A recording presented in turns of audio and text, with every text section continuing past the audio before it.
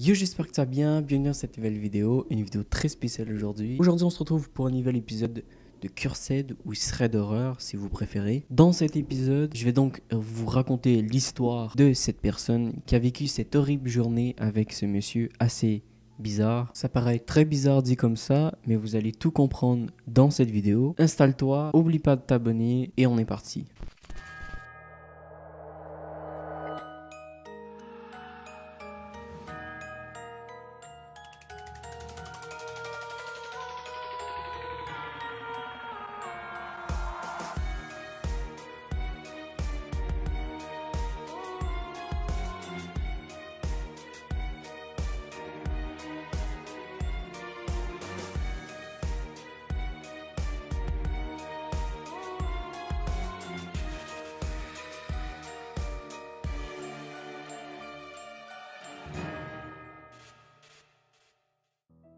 La personne qui a écrit cette histoire, ce thread, ne s'est pas identifiée. On va donc l'appeler Léa. Léa nous explique que cette histoire s'est passée il y a de nombreuses années et elle avait environ 8 ans au moment des faits. Chaque soir, elle rentrait donc à pied de l'école. Sa maison se trouvait à quelques kilomètres de son école. Elle pouvait donc marcher de l'école jusqu'à la maison. Et elle nous précise que sa mère pensait qu'elle pouvait marcher tout seule en toute sécurité. Quelques mois après le début de l'année scolaire, que cet événement a commencé à se produire. Une Toyota fracassée ralentissait souvent avec à l'intérieur une bande de garçons blancs qu'elle nous précise qui semblaient avoir entre 25 et 30 ans et la suivaient et l'insultaient. Léa nous précise que à l'époque, elle était un peu chubby, un peu ronde. Alors il la traitait de grosse et des choses bien plus blessantes. Elle nous explique que elle va toujours se souvenir de ce conducteur, puisqu'il avait l'air plus vieux que les autres de la bande. Il avait des cheveux blonds gras qui pendaient et couvraient particulièrement son visage. Il la suivait jusqu'à ce qu'elle atteigne la station-service qui se trouvait à mi-chemin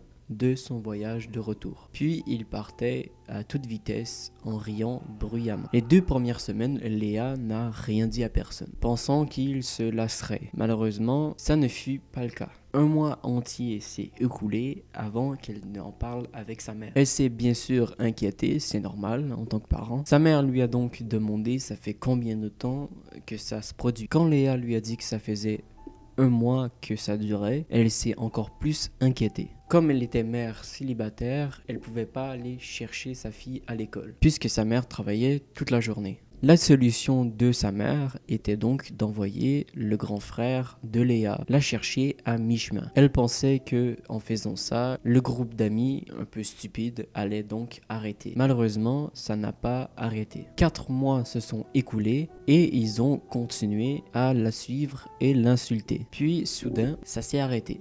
Un mois entier s'est écoulé sans qu'il ne passe. Léa et sa mère pensaient que tout était revenu à la normale. Mais comme elle dit, ils se sont trompés. Tout à coup, elle a vu la vieille Toyota fracassée descendre de la route vers chez elle. Le conducteur, cette fois, était seul dans la voiture. Il a ralenti la voiture et a ouvert la porte du passager et a commencé à crier après Léa, de lui dire de rentrer dans la voiture. Léa avait tellement peur qu'elle ne pouvait même plus parler. Elle a juste secoué la tête pour dire non et a essayé de marcher le plus vite possible. Il a continué à la suivre, exigeant qu'elle monte dans la voiture. Léa nous dit qu'elle n'oubliera jamais l'expression de son visage quand il lui criait dessus. Elle était tellement pleine de rage. Finalement arrivée à la station-service, elle a fait une pause pour ensuite courir à l'intérieur de la station-service et elle a rencontré le pompiste, celui qui met l'essence. Elle lui explique ce qui est en train de se passer. Il a laissé Léa se cacher derrière le comptoir. Le conducteur s'est arrêté à la station-service, est sorti de la voiture et a rentré dans la station.